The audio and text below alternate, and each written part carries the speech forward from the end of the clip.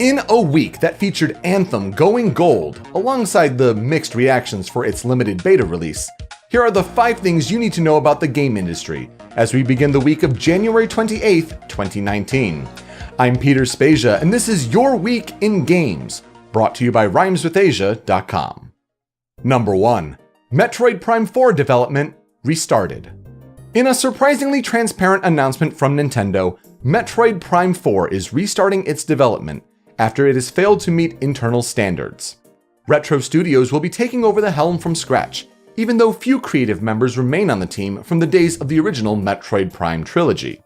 There is no word for what this means about Retro's frequently rumored project, Star Fox Grand Prix. Other rumors suggest that a port of 2009's Metroid Prime trilogy has been prepared for Switch as a holdover, and an announcement was even supposed to happen last month at the Game Awards. Now, I'd love to hear your video take on this news over on my Twitter account at PeteSpeakEasy, but if you ask me, the project must have been in bad shape for this kind of drastic action to take place. Still, Nintendo needs to be commended for how and why they delivered the message the way they did. Just don't expect this one before late 2021 at the very earliest. Number 2. Super Smash Bros. Ultimate breaks a sales record.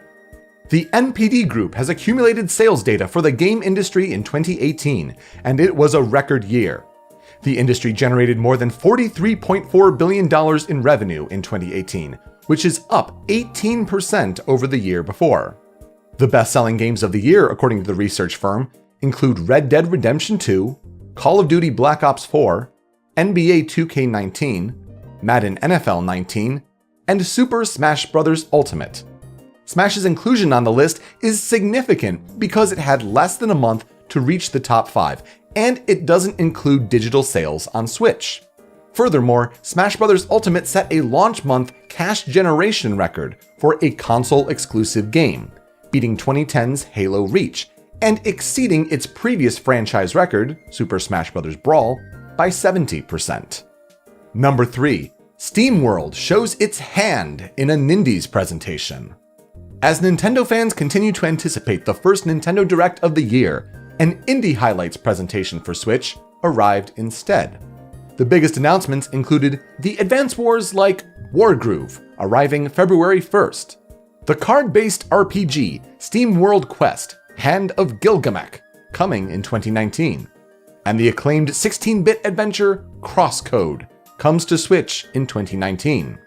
When Ski Lifts Go Wrong, Unruly Heroes, and Goat Simulator, The Goaty, are all available now.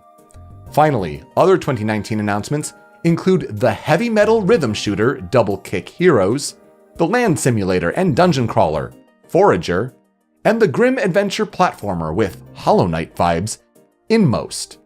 The big Nintendo Direct will just have to wait for another week. Number 4. H-Bomber Guy raises money with Donkey Kong 64.